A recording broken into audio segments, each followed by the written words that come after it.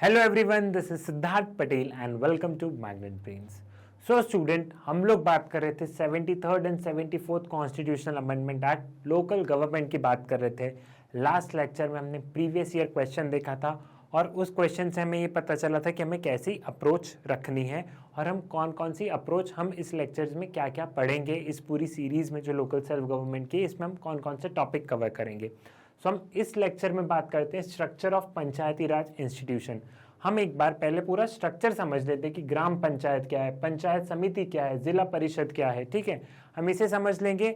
Then अगर हम article wise जाएंगे या फिर हम देन कमेटी वाइज जाएंगे, बलवंत राय कमेटी ने क्या रिकमेंडेशन दी, अशोक मेहता कमेटी की क्या रिकमेंडेशंस थी, तो आपको समझ में आएगा। अगर हम पहले कमिटीज पढ़ लेंगे और फिर इन्हें देखेंगे तो ज़्यादा अच्छे से समझ में नहीं आएगा।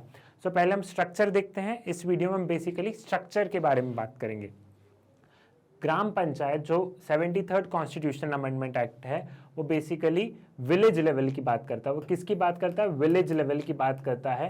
And 74th constitutional amendment act जो है वो अर्बन लोकल बॉडीज की बात करता है एंड 73rd ग्राम पंचायत की बात करता है। ठीक है, सो 3 लेवल पे बटा हुआ है। अगर हम 73rd कॉन्स्टिट्यूशनल अमेंडमेंट एक्ट को देखें तो ये 3 लेवल पे बटा हुआ है। That is gram panchayat at the village level, panchayat samiti at the block level and Jilla Parishad at the district level. And we are talking about 73rd Constitutional Amendment Act. हम किसकी बात कर रहे हैं? 73rd Constitution Amendment Act की बात कर रहे हैं। तो हम इन तीनों लेवल को हम देखते हैं कि इन तीनों लेवल पे है क्या और कैसे यहाँ पे इलेक्शंस होते हैं और ये बॉडी कैसे काम करती है। ठीक है, ग्राम पंचायत एक लेजिस्लेटिव विंग है और एक एग्जीक्यूटिव विंग है। ठीक है, हमने लेजिस्लेटिव और एग्जीक्यूटिव विंग हम हमेशा से पढ़ते आए ना, हमने पार्लियामेंट में भी देखा था लेजिस्लेचर एग्जीक्यूटिव। सो एक लेजिस्लेटिव विंग है और एक एग्जीक्यूटिव विंग है। तो लेजिस्लेटिव विंग में क्या है? ग्राम सभा। अब who are the members of the gram सभा? अब ग्राम सभा के मेंबर कौन है? जितने भी वोटर्स हैं ना, जितने भी उस गाँव में वोटर्स हैं, they are the member of gram sabha. मतलब 18 ईयर्स अबव और 18 ईयर्स वाले जितने भी मेंबर्स हैं वो सारे क्या हैं? They are the member of gram sabha. ठीक है, ये ग्राम सभा चल रही है, यहाँ पे पंच एंड सरपंच बैठे हैं, ये लोगों के ग्रीवेंसेस एड्रेस कर रहे हैं, लोगों की बातें सुन रहे हैं। ग्राम सभा meets 4 times in a year, ये एक साल में 4 बार ग्राम सभा मिलती है। ठीक है, ये वाली चीज़ आपको क्लियर हुई। ग्राम सभा के मेंबर कौन है? ग्राम सभा के मेंबर हम सब हैं। मान लो मैं किसी पर्टिकुलर एक गांव में रहता हूं, ठीक है, मैं उस गांव का वोटर हूं, तो मैं वहां के ग्राम सभा का मेंबर हूं। ठीक, लेजिस्लेटिव विंग में सारे जितने भी वोटर्स हैं, all the voters in electoral role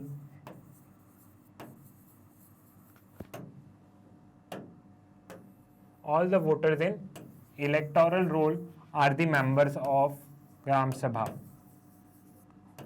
ठीक है, आर मेंबर्स ऑफ ग्राम सभा। अब एग्जीक्यूटिव विंग क्या है? एग्जीक्यूटिव विंग में आते हैं सरपंच, पंच। ठीक, अब हम इलेक्शन के बारे में बात करेंगे तब आपको ये ज्यादा अच्छे से समझ में आ जाएगा। ठीक है, आपको ग्राम सभा समझ में आ गई। ठीक, कि ग्राम सभा में हम सब है। अब इलेक्शंस की बारी आई। ठीक है, 5 साल में, हर 5 साल में इलेक्शंस होते हैं। कितने? एवरी 5 years में यहाँ पे इलेक्शंस होते हैं ग्राम पंचायत लेवल पे। ठीक है, ग्राम पंचायत के हर 5 साल में इलेक्शंस हो रहे हैं। ठीक, सो पूरे गांव को क्या कर दिया जाता है? सबको कॉन्स्टिट्यूएंसीज में बांट दिया जाता है। ठीक है, जैसे ये पूरा विलेज है तो इस विलेज को क्या होगा? कॉन्स्टिट्यूएंसीज में बांट दिया जाएगा। डिफरेंट कॉन्स्टिट्यूएंसीज में बांट दिया जाएगा। 1 2 3 4 5 6, मान लो 6 कॉन्स्टिट्यूएंसीज में इस पूरे गांव को बांट दिया। तो अब हम किसको इलेक्ट करेंगे? हम इलेक्ट करेंगे यहाँ से पंच को। किसको इलेक्ट करेंगे? हम पंच को इलेक्ट करेंगे, जो हर कॉन्स्टिट्यूएंसीज को रिप्रेजेंट करेंगे। ठीक है, एक पंच यहाँ कॉन्स्टिट्यूएंसी 1 को रिप्रेजेंट करेगा, एक पंच 2 को, 3 4 5 6। ठीक है, हर पंच अपनी कॉन्स्टिट्यूएंसीज को इलेक्ट करेंगे। यहाँ तक भी आपको समझ में आया? हम पंच को इलेक्ट करते हैं। यूजली बोला ये जाता पंच मतलब 5, लेकिन ऐसा नहीं है, पॉपुलेशन के अकॉर्डिंग होते हैं। यूजली ये 5 से 20 के बीच में होते हैं। ठीक है, 5 से 20 पंच होते हैं एक ग्राम पंचायत में। जहाँ छोटा गांव है तो वहाँ 5 है, थोड़ा बड़ा गांव है तो जैसे हमने हमारे केसेस में यहाँ पे 6 पंच लिए हैं, कहीं 7 है, कहीं 8 है। ठीक है, और ये पंच फिर चूज करते हैं सरपंच को। अब सरपंच कौन होगा? ठीक है, ये कौन होगा, ये स्टेट लेजिस्लेचर डिसाइड करता है। इस पूरे प्रोसेस को कौन डिसाइड करता है, इस पूरे प्रोसेस को स्टेट लेजिस्लेचर डिसाइड करता है। कौन करता है, स्टेट लेजिस्लेचर, ठीक है, इस पूरे प्रोसेस को स्टेट लेजिस्लेचर डिसाइड करता है। आपको और ज़्यादा क्लैरिटी होगी जब हम आर्टिकल बाय आर्टिकल चलेंगे, जब हम रिजर्वेशन की बात करेंगे, जब हम यहाँ पे इलेक्शन कमीशन की बात करेंगे, तब आपको और ज़्यादा क्लैरिटी होगी। अभी आप इतना समझिए कि ये कौन डिसाइड करता है, स्टेट लेजिस्लेचर डिसाइड करता है। तो सरपंच कौन होता है, या तो सरपंच जो ये पंच है ना, या तो जैसे मान लो हमारे केसेस में यहाँ पे 5 पंच है, तो या तो इन 5 पंच में से ही कोई एक सरपंच हो जाएगा। जैसे मान लो ये 2 पंच ने मिलके इसको वोट दे दिया कि हम चाहते हैं कि ये सरपंच बने, तो ये 3 एक साइड हो गए और ये 2 एक साइड हो गए। तो ये 3 में से इसने बोला कि मैं सरपंच बनूंगा, तो ये वाला इंसान क्या हो जाएगा, ये वाला इंसान बन जाएगा सरपंच। कई जगह ये भी होता है कि ये पांचों मिलके किसी और एक अथॉरिटी को चूज करते हैं, ये पांचों मिलके किसी और एक दूसरी अथॉरिटी को, किसी दूसरे पर्सन को चूज करते हैं। तो ये जो चीजें हैं ये स्टेट लॉ बताता है, ये हर स्टेट वेरी टू वेरी करता है, लेकिन इतना सिमिलर है कि हर गांव को ऐसे कॉन्स्टिट्यूएंसीज में बांट देंगे, उस कॉन्स्टिट्यूएंसीज में से हर उसमें से पंच इलेक्ट होगा एंड देन इन पंच में से सरपंच इलेक्ट होंगे। क्लियर है, इतना आपको समझ में आ गया है, ठीक है। कई बार ज़्यादातर स्टेट में यही है, मोस्ट ऑफ द स्टेट्स में यह है जो मैं आपको सिनेरियो बता रहा हूँ कि इन पंच में से ही एक सरपंच बन जाता है। जैसे ये 5 पंच है यहाँ पे, तो हमारे केस में यहाँ पे 5 पंच है, तो इन 5 पंच में से ही एक सरपंच बनेगा, ठीक है। फॉर एग्जाम्पल हमारे केस में ये बन गया क्योंकि इसको 2 लोगों ने समर्थन दे दिया, प्लस इसका एक खुद का वोट तो था ही, तो 3 एक साइड हो गए और 2 एक साइड हो गए, तो इसकी एक तरीके से मेजॉरिटी हो गई, सो ये सरपंच बनेगा। इतना क्लियर है, इतना आपको पूरा समझ में आ गया है। अब क्या ये लेजिस्लेटिव बॉडीज़ है तो क्या ये लॉज बनाती है, ऐसा नहीं है कि हम हमारे लॉज बना रहे हैं। आपने कहीं ऐसा सुना है क्या कि गांव पे कानून बन रहे हैं, लॉज बन रहे हैं, नहीं, यहाँ पे ग्रीवियंसेस एड्रेस होते हैं। यहाँ पे जो हमारी जो बेसिक्स प्रॉब्लम है, जो लोगों की बेसिक्स प्रॉब्लम है, वो सारी चीज़ें डिस्कस होती है, वो सारी चीज़ें यहाँ पे बताई जाती है। लास्ट लेक्चर में हमने बात की थी पार्टिसिपेटिव डेमोक्रेसी की, ये है पार्टिसिपेटिव डेमोक्रेसी, ठीक है, कि यहाँ पे लोग अपने ग्रीवियंसेस बता रहे हैं, यहाँ पे लोग पार्टिसिपेट कर रहे हैं, यहाँ पे लोग एक्टिवली पार्टिसिपेट कर रहे हैं। That is why we are saying it is a participative democracy. यहाँ पे लोग खुद अपनी प्रॉब्लम्स शेयर कर रहे हैं कि हमारी ये प्रॉब्लम्स हैं, and then they are finding solutions, then sarpanch and panch are finding solutions. इतना आपको समझ में आया, ये था विलेज लेवल का। आपको विलेज लेवल का पूरा कॉम्पोजिशन समझ में आ गया। Now we will move to and block level, ठीक है।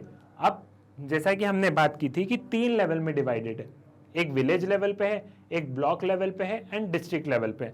अब ब्लॉक लेवल पे क्या होगा, देखो विलेज लेवल आपको समझ में आता है कि विलेज है, ठीक है। अब विलेज की डेफिनेशन क्या है, विलेज की भी डेफिनेशन इसमें कि जो गवर्नर बताते हैं, जो गवर्नर नोटिफाई करते हैं, वो होती है विलेज। वो हम जब आर्टिकल्स अच्छे से पढ़ेंगे तब आपको समझ में आएगा। विलेज आपको समझ में आ गया, what is village. Then panchayat samiti और डिस्ट्रिक्ट। आपको डिस्ट्रिक्ट भी, आपको ये भी पता है कि डिस्ट्रिक्ट क्या होती है, डिस्ट्रिक्ट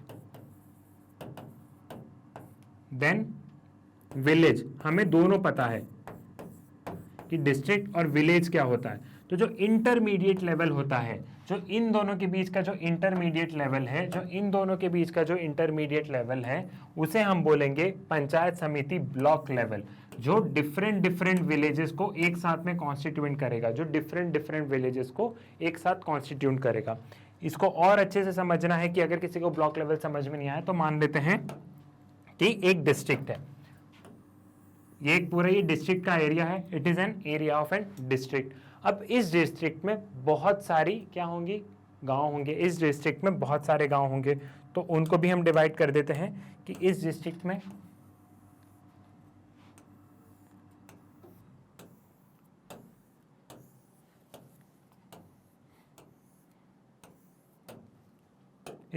ये बहुत सारे गांव हो गए और ये बीच में वो टाउन हो गया। ये डिस्ट्रिक्ट होती ना कि ये डिस्ट्रिक्ट है, तो ये बीच में टाउन हो गया और ये डिफरेंट विलेजेस हैं, तो ये हो गया district and these are the villages. ये भी सब विलेजेस है, ये विलेजेस हैं। तो ब्लॉक लेवल क्या होगा, पंचायत समिति क्या होगी, पंचायत समिति कुछ विलेजेस को मिला के, जैसे ये पंचायत समिति 1 हो गई 4 विलेज को मिला के, ये पंचायत समिति 2 हो गई तो इसे हम ब्लॉक लेवल बोलेंगे, एंड ये पंचायत समिति 3 हो गई। ठीक है, कुछ कॉम्पोजिशन ऑफ द विलेज कर लिया, तो ये एक पंचायत समिति, ये 2 पंचायत समिति, ये तीसरी पंचायत समिति। ठीक है, तो ये इंटरमीडिएट लेवल है जहां पे कॉम्पोजिशन हुआ है बहुत सारे विलेजेस का। ठीक है, और डिस्ट्रिक्ट इन सबसे ऊपर वाला लेवल। इतना आपको क्लियर हुआ? देन अगेन अब हम हमारे उस पे चलते हैं, पंचायत समिति, जिसको हम ब्लॉक पंचायत भी बोलते हैं, जिसको हम जनपद पंचायत भी बोलते हैं। इसमें बहुत सारी ग्राम पंचायत का कॉम्पोजिशन है। हमने ग्राम पंचायत देखा था कि एक गांव, ग्राम पंचायत एक गांव को डिनोट कर रही है। जब बहुत सारे ग्राम पंचायत मिलते हैं देन इट इज पंचायत समिति। जब बहुत सारे ग्राम पंचायत मिलते हैं,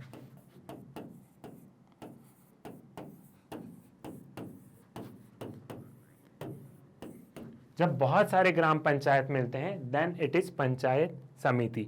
अब इनके मेंबर कौन होते हैं? इनके मेंबर होते हैं हर ग्राम पंचायत का सरपंच, सरपंच सरपंच सरपंच सरपंच सरपंच होंगे इनके मेंबर, बीडी ऑफिसर होंगे, block development officers, farmer representatives होंगे। ठीक है, ये इनके मेंबर्स होंगे और एक इनके ऑफिसर्स रहते हैं वो होंगे। ठीक है, वो हुआ।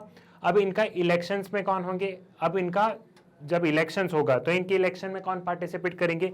ये वाले मेंबर्स इनके इलेक्शन में पार्टिसिपेट करेंगे, एंड जो भी इलेक्शन से जीतेगा he is known as block pramukh. उन्हें क्या बोला जाएगा? ब्लॉक प्रमुख बोला जाएगा। क्या बोला जाएगा? ब्लॉक प्रमुख बोला जाएगा। और क्लैरिटी के साथ में समझते हैं। देखो, ये थोड़ा सा कंफ्यूजिंग भी टॉपिक है, तो इसे हम बहुत अच्छे से समझते हैं, क्योंकि मैं चाहता हूं कि आपको ये कॉन्सेप्ट क्लियर हो। बहुत इंपॉर्टेंट टॉपिक है, क्योंकि हम इलेक्ट कर रहे हैं पंच एंड सरपंच को, पंच एंड सरपंच को। और ये सरपंच फिर किसको इलेक्ट कर रहे हैं? ये लोग किसको इलेक्ट कर रहे हैं? ये लोग इलेक्ट कर रहे हैं ब्लॉक प्रमुख को। और ब्लॉक प्रमुख किसको इलेक्ट करेंगे? ब्लॉक प्रमुख कहाँ जाएंगे? ये जाएंगे जिला परिषद में। ब्लॉक प्रमुख कहाँ जाएंगे?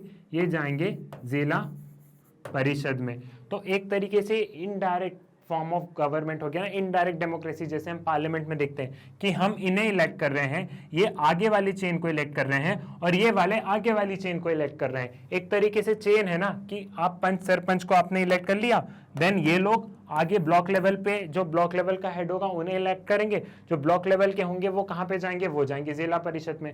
तो एक तरीके से ये लैडर है कि यहाँ गांव से इंसान उठा, फिर यहाँ पे ब्लॉक लेवल पे गया, फिर यहाँ पे जिला लेवल पे गया। एक तरीके से लैडर है ना, कि कोई इंसान सरपंच बन गया तो पहले गांव का मसीहा है, गांव का सरपंच है, उसने पहली सीढ़ी रखी। आपके मम्मी पापा बोलते होंगे ना कि छोटी छोटी सीढ़ियां रखो तो सफलता मिलेगी, तो इस सरपंच ने पहली सीढ़ी रखी। देन वो यहाँ से जीत के वो कहाँ गया? वो चले गया यहाँ पे। वो कहाँ पे प्रिसाइड करेगा? वो पंचायत समिति इसकी मीटिंग्स वगैरह पे प्रिसाइड करेगा। तो वो यहाँ पे पहुंचा, यहाँ से हो सकता है कल को वो आगे भी चले जाए, जिला परिषद में चल जाए। तो ये छोटी छोटे लैडर में हम ऊपर बढ़ रहे हैं। ये वाली चीज आपको क्लियर हुई? यहां तक आपको आ गया है समझ में? देन आपको पंचायत समिति भी आई होप समझ में आ गई होगी। तो पंचायत समिति में क्या होता है? डिफरेंट ग्राम पंचायत का कॉम्पोजिशन है, एंड इनका जो हेड होगा it is known as block pramukh. इनके जो हेड होंगे, जो पंचायत समिति का जो हेड होगा he is known as block pramukh. अलग अलग स्टेट में अलग अलग नाम दिए जाते हैं। ठीक है, अलग अलग स्टेट्स के ये पंचायत में इनके नाम्स में वेरिएशन है, लेकिन जो कॉमन नेम है हमने उन्हें लिया है। मेंबर कौन होंगे? Sarpanch, BD officer, farmer representatives, ये होंगे इस पंचायत समिति के मेंबर्स। आपको इंटरमीडिएट लेवल भी आई होप समझ में आ गया होगा। Then we will move to our final level, कि फाइनल लेवल कौन सा है? जिला परिषद। ठीक है, जिला परिषद में जिला परिषद का क्या काम है हम पहले वो समझते हैं, और जिला परिषद क्या है। ठीक है, यहाँ पे मेंबर्स कौन कौन होंगे? ब्लॉक प्रमुख होंगे, एमएलए होंगे, एमपी होंगे। इनके कुछ आर्टिकल्स हैं कि स्टेट लेजिस्लेचर बताएगा कि एमएलए या एमपी इनके मेंबर होंगे या नहीं होंगे। जब हम आर्टिकल वाइज आएंगे तब आपको इन पे और ज़्यादा क्लैरिटी होगी, एमएलए और एमपी पे। ठीक है, बाकी अभी के लिए आप इतना समझिए, क्योंकि अभी हमें स्ट्रक्चर समझना है कि इनके मेंबर्स ये होंगे, और एमएलए एमपी होंगे कि नहीं होंगे वो स्टेट लेजिस्लेचर डिफाइन करता है। बाकी ब्लॉक प्रमुख है, एमएलए एमपी एक्सेट्रा। ठीक है, इनके सीईओ जो इनके हेड है वो कौन होंगे? वो जो डिस्ट्रिक्ट कलेक्टर होता है ना यूजुअली, या तो वो होते हैं या फिर स्टेट पब्लिक सर्विस ऑफिसर, कोई एडमिनिस्ट्रेटिव इंसान जिला परिषद का सीईओ होगा, उन्हें हम क्या बोलते हैं, सीईओ। जिला परिषद का मेन रोल क्या है, बेसिकली जिला परिषद का मेन रोल क्या है, देखो यहां से यहां पे एक डिस्ट्रिक्ट प्लानिंग कमेटी होती है, क्या होती है, डिस्ट्रिक्ट प्लानिंग कमेटी।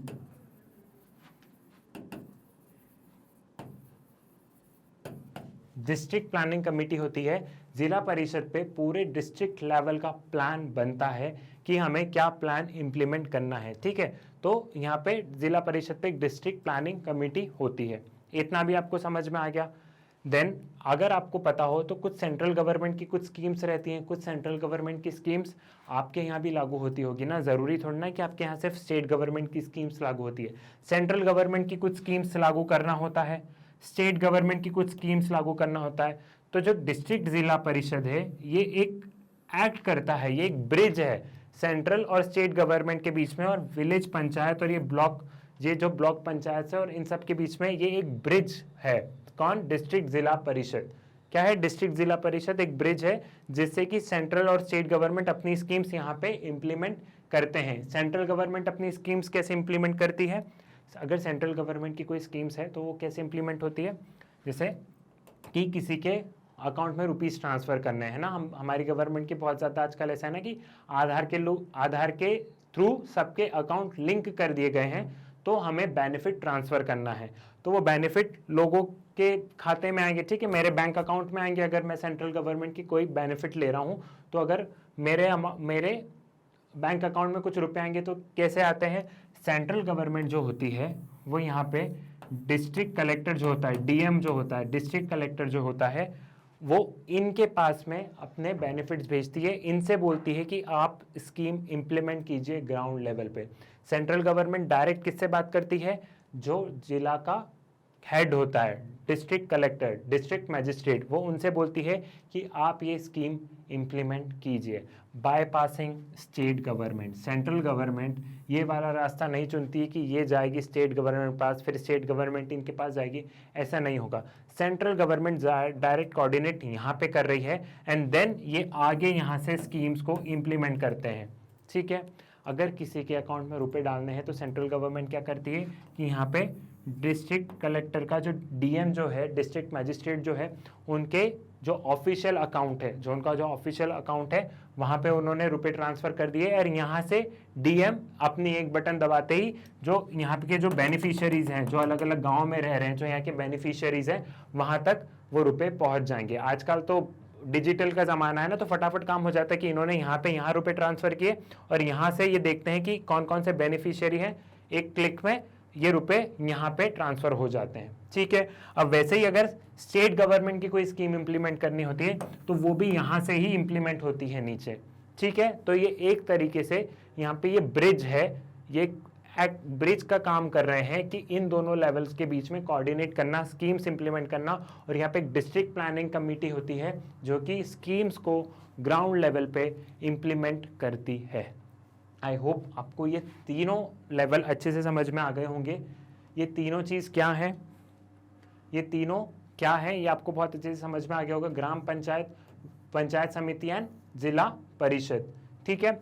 इन्हें हम और अच्छे से डिटेल में हम इनको और अच्छे से डील करेंगे जब हम एक एक आर्टिकल्स पढ़ेंगे। हमारा जो प्रीवियस वीडियो था उसमें हमने बात की थी ना कि हम लोग अच्छे से आर्टिकल्स पढ़ेंगे, फाइनेंस कमीशंस की रिपोर्ट्स देखेंगे। हमने उसमें पूरा हमने एक ओवरव्यू देखा था ना, जिसने वो वीडियो नहीं देखा है प्लीज़ उस वीडियो को रेफर कीजिएगा, तो ही आपका एक बेस अच्छे से बनेगा इस वीडियो के लिए, ठीक है। सो उसमें हमने डिस्कस किया था, तो हम इसे और अच्छे से और डिटेल फॉर्म में समझेंगे जब हम आर्टिकल्स पढ़ेंगे, ठीक। सो एक बेसिकली ये स्ट्रक्चर बना है आपको समझने के लिए। सबसे टॉप पे होता है जिला परिषद, ये डिस्ट्रिक्ट लेवल पे होता है, टॉप पे होता है। और जिला परिषद के अंदर बहुत सारी पंचायत समितिज आती है ना, बहुत सारी पंचायत समितिज आती है। पंचायत समिति 1, पंचायत समिति 2, पंचायत समिति 3, पंचायत समिति 4, और इनके हेड कौन होते हैं, ब्लॉक प्रमुख, ब्लॉक प्रमुख, ब्लॉक प्रमुख, ब्लॉक प्रमुख, है ना। और इन पंचायत समिति के अंदर मान लो पंचायत समिति 1 के अंदर बहुत सारी ग्राम पंचायत आएगी, ग्राम पंचायत 1, ग्राम पंचायत 2, ग्राम पंचायत 3, ग्राम पंचायत 4। वैसे ही पंचायत समिति 2 के अंदर भी बहुत सारी ग्राम पंचायत आएगी, ग्राम पंचायत 1, ग्राम पंचायत 2, ग्राम पंचायत 3, ग्राम पंचायत 4, वैसे ही पंचायत समिति 3 के अंदर भी बहुत सारी ग्राम पंचायत आएगी।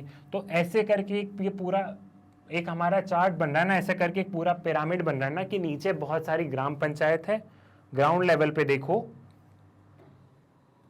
ग्राउंड लेवल पे देखो तो बहुत सारी ग्राम पंचायत होगी, फिर उससे थोड़ी सी कम पंचायत समिति होगी और टॉप में एक जिला परिषद होगा जो कि डिस्ट्रिक्ट लेवल पे काम करेगा। तो ऐसे हमारा एक पिरामिड बन रहा है ना कि नीचे बहुत ज्यादा, उससे कम, देन उससे कम।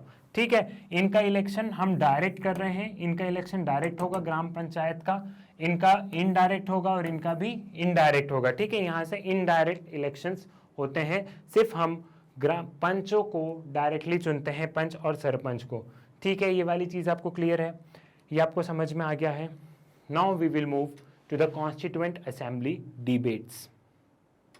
तो अब हम देखते हैं हमारी डिबेट्स। देखो, कॉन्स्टिट्यूएंट असेंबली डिबेट्स में बेसिकली 2 पॉइंट ऑफ व्यू थे, एक अंबेडकर का था and Mahatma Gandhi, doctor BR Ambedkar and Mahatma Gandhi, ये 2 पॉइंट ऑफ व्यू थे। ठीक है, कुछ सेक्शंस था तो गांधी जी के व्यू को रिप्रेजेंट करता था और डॉक्टर BR अम्बेडकर के व्यूज को, कुछ सेक्शंस ऐसे थे, कुछ लोग ऐसे थे जो इनके व्यूज को रिप्रेजेंट करते थे।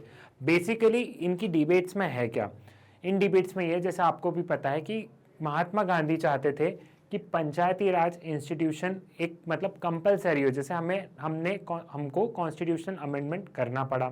ठीक है, 73rd कॉन्स्टिट्यूशन अमेंडमेंट करना पड़ा, लेकिन गांधी जी चाहते थे कि हमारा कॉन्स्टिट्यूशन ही ऐसे हो कि सारी पावर कहाँ पे हो, सारी पावर विलेज लेवल पे हो। ठीक है, सारी पावर कहाँ पे हो, महात्मा गांधी चाहते थे वैसे कॉन्सेंट्रेटिक सर्कल जो हमने बात की थी ना कि सारी पावर इंडिविजुअल लेवल पे हो, फिर विलेज लेवल पे हो, देन आगे ब्लॉक, देन डिस्ट्रिक्ट, एंड ऐसा करके उनका ये ओशियनेटिक सर्कल वाला ये है। तो वहां पे इंडिविजुअल उनका मेन फोकस था एंड विलेज। ठीक है, वो चाहते थे कि सबसे ज्यादा पावर इनके पास में हो, विलेज लेवल के पास में सबसे ज्यादा पावर हो। ठीक है, क्योंकि यहाँ पे इंडिविजुअल अपनी लिबर्टी को बहुत अच्छे से एक्सरसाइज कर पाएंगे, विलेज लेवल पे इंडिविजुअल्स बहुत अच्छे से रह पाएंगे। उनके अकॉर्डिंग जो वो बोल रहे थे वो एक तरीके से सही भी था, because India lives in the villages. हमें भी पता है कि कितनी पॉपुलेशन थी और इंडिपेंडेंस के टाइम पे तो कितनी ज़्यादा पॉपुलेशन थी विलेज लेवल पे, लेकिन अब तो अर्बन माइग्रेशन स्टार्ट हो गया है, लेकिन तो भी अभी भी बहुत ज़्यादा पॉपुलेशन विलेज लेवल पे रहती है। तो महात्मा गांधी का पॉइंट ऑफ व्यू था कि ये यहाँ जो पावर है, जो पावर विलेज लेवल पे है, विलेज लेवल पे सबसे ज़्यादा पावर हो एंड ये पिरामिड ऐसा हो। ठीक है, तो यहाँ पे सबसे ज़्यादा पावर हो, more amount of power on this side, यहाँ पे सबसे ज़्यादा पावर हो और यहाँ पे सबसे कम पावर हो, यहाँ पे लेस पावर हो एंड यहाँ पे मोर पावर, एंड यहाँ पे मोर पावर हो। ठीक है, यहाँ पे ज्यादा पावर हो। ठीक है, और यहाँ पे सबसे कम पावर हो, क्योंकि वो चाहते थे कि लोगों का डेवलपमेंट तभी हो पाएगा जब वो पॉलिटिक्स में इंगेज रहेंगे। इंसान का डेवलपमेंट तभी हो सकता है जब वो पॉलिटिक्स में इंगेज रहेंगे, जब वो अपने डे टू डे अफेयर्स के डिसीजंस खुद लेंगे। ठीक है, तभी इंसान का डेवलपमेंट हो सकता है। Real India lives in its 7 lakh villages and to provide them proper role in these lives of the nation he advocate for the regeneration of these villages as self sufficient unit of local self government. वो बात करते हैं कि हमें उतना ही production करना है, उतना ही कंजप्शन करना है जितने की एक इंसान की नीड हो, है ना। महात्मा गांधी के आइडियाज आपको पता ही है, लेकिन क्वेश्चन ये है कि अंबेडकर ने इस चीज को क्यों मना किया है, डॉक्टर BR अम्बेडकर इनके क्रिटिकल क्यों थे। जिनका पॉलिटिकल साइंस ऑप्शनल होगा उन्हें ये डिबेट्स तो इनकी पढ़नी ही होगी, क्योंकि इनके बहुत सारे टॉपिक्स पे डिबेट्स हैं। लेकिन इस टॉपिक पे डॉक्टर BR अम्बेडकर क्यों क्रिटिकल थे गांधी जी के, क्योंकि डॉक्टर BR अम्बेडकर बोल रहे थे, उनका पॉइंट भी सही है, वो बोल रहे थे कि गांव में हमें कास्ट फैक्टर देखने को मिलेगा।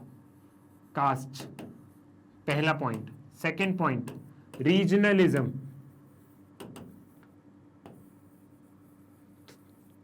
Third point communalism.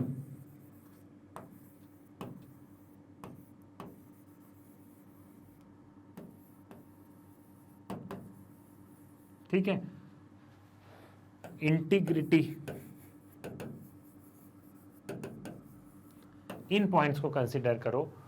Doctor B are Ambedkar का कहना था कि वहाँ पे कास्ट फैक्टर बहुत ज़्यादा देखने को मिलेगा, गांव पे कास्ट फैक्टर बहुत ज़्यादा है, तो वहाँ पे लोग एक्सप्लॉइटेशन होगा लोगों का, इसलिए पावर वहाँ पे नहीं देना चाहिए। वहाँ पे लोग बहुत ज़्यादा इलिटरेट है, इलिटरेसी है वहाँ पे, क्या है, इलिटरेसी है वहाँ पे, ठीक है, एजुकेशन नहीं है, एजुकेशन विलेज लेवल पे बहुत कम है। ये लोग कैसे गवर्न करेंगे?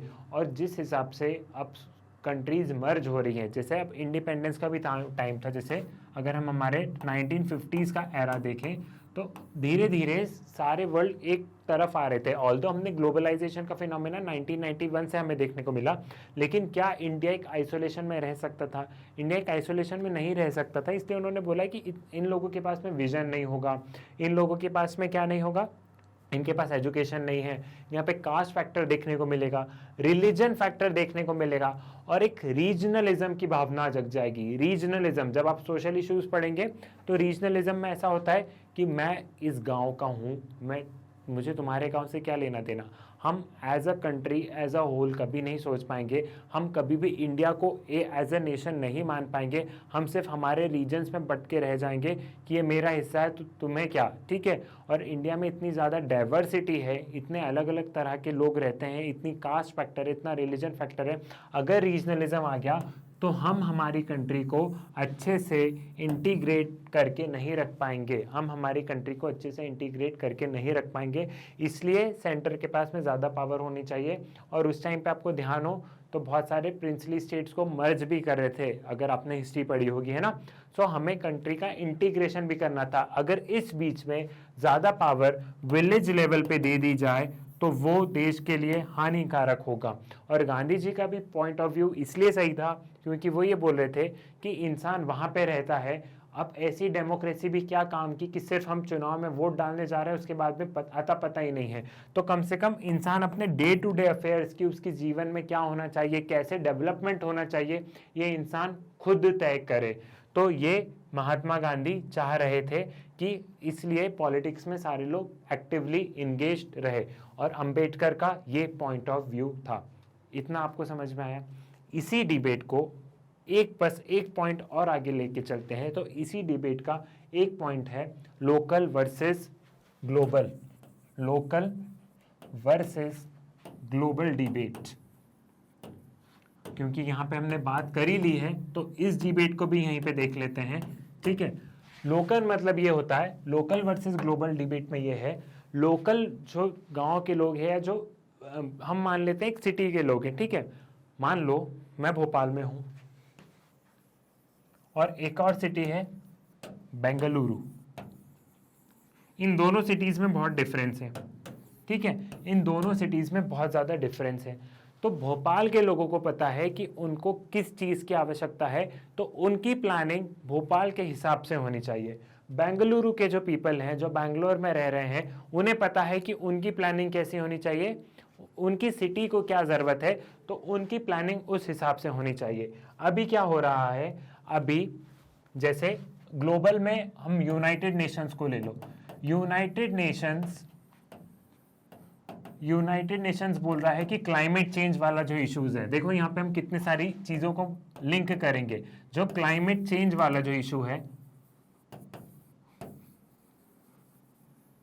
वो ये हमारे ऊपर से नीचे यहाँ पे इम्पोज किया जा रहा है, ये ऊपर से आ रहा है और ये कहाँ पे जा रहा है, ये नीचे जा रहा है, कंट्री में विलेज लेवल तक जा रहा है। अब क्लाइमेट चेंज में अगर हमारी कंट्री ने कोई कमिटमेंट दिया है, अगर क्लाइमेट चेंज में इंडिया पार्टिसिपेट कर रहा है कि हाँ हम कार्बन इमिशंस वगैरह कम करने में हेल्प करेंगे, तो कहीं ना कहीं विलेज के लेवल, विलेज के लोगों को भी उसमें आगे आना होगा ना।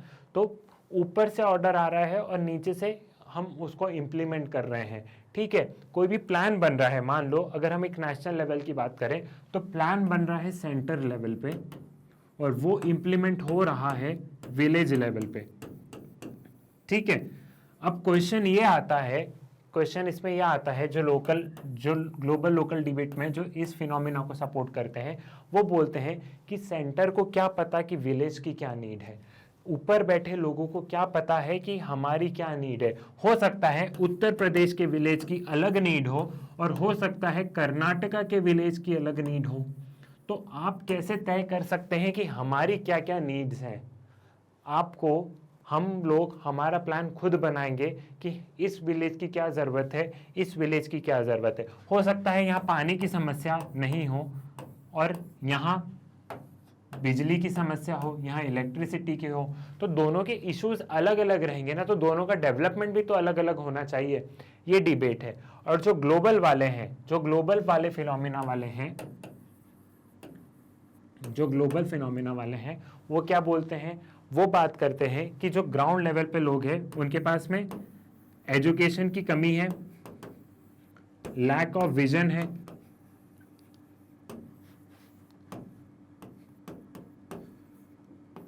लैक ऑफ विजन है यहाँ पे, और यहाँ का जो डेवलपमेंट होगा, development will not be according to, development जो होगा will not according to global standards.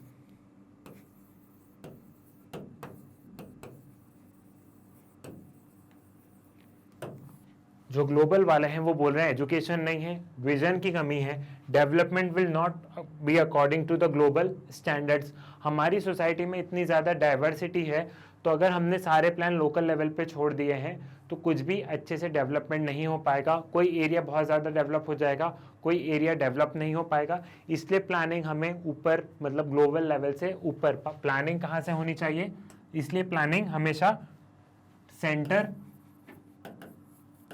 To down level, नीचे तक प्लानिंग जानी चाहिए।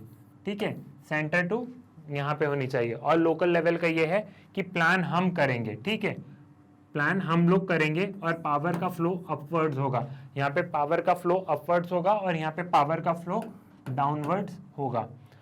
आई होप आपको ये ग्लोबल लोकल डिबेट अच्छे से समझ में आ गया होगा कि एक फिनोमिना ये भी है। ये छोटी छोटी चीज़ें हमें ऐसे लिखने में हेल्प करेगी। ऐसे कोई भी नहीं पूछेगा कि ग्लोबल लोकल डिबेट क्या है, लेकिन जो पॉलिटिकल साइंस के ऑप्शनल वाले होंगे, जब वो ग्लोबलाइजेशन वगैरह पढ़ेंगे तो आप उसमें देखेंगे। और जो ऑप्शनल वाले नहीं भी हैं तो ये ऐसे पेपर लिखने में बहुत ज़्यादा हेल्प करेगी। लक्ष्मीकांत से आप लोग ऐसे नहीं लिख सकते हैं ना, तो ये सारी चीज़ें हमें देखनी होगी। आई होप आपको इसका कॉम्पोजिशन, कॉन्स्टिट्यूएंट असेंबली डिबेट्स अच्छे से समझ में आ गई होगी। दो पॉइंट ऑफ व्यू क्या थे वो आपको समझ में आ गया होगा कि एक सेक्शन गांधी जी को जो रिप्रेजेंट कर रहा था वो क्या बोल रहे थे, और एक सेक्शन जो डॉक्टर BR अम्बेडकर को रिप्रेजेंट कर रहा था वो खुद क्या बोल रहे थे। हमने इसका कॉम्पोजिशन भी देखा है। कुछ चीज़ें जैसे इलेक्शंस वगैरह, टर्म्स वगैरह, ये सारी चीज़ें हम तब कवर करेंगे, हम आने वाले लेक्चर्स में करेंगे जब हम आर्टिकल वाइज चलेंगे और हम जब कमिटीज वाइज चलेंगे। होपफुली आपको मतलब आपको मैं उम्मीद कर रहा हूँ कि आपको ये लोकल सेल्फ गवर्नमेंट अच्छा लग रहा होगा। बहुत इंटरेस्टिंग तरीके से समझाने की कोशिश कर रहा हूँ मैं भी। कुछ आपके सजेशंस वेलकम ना, आप बिल्कुल बता सकते हैं। प्लस एक चीज़ और, आप लोग कम्युनिटी पोस्ट ज़रूर चेक करते रहिएगा, क्योंकि अब कम्युनिटी पोस्ट में हम लोग अब क्वेश्चंस भी डालना स्टार्ट करेंगे डे बाय डे, कि आप खुद ताकि वो क्वेश्चंस को सॉल्व कर सके। तो कम्युनिटी पोस्ट आपको चेक करना है डेली बेसिस पे। मिलते हैं नेक्स्ट लेक्चर में, तब तक के लिए धन्यवाद।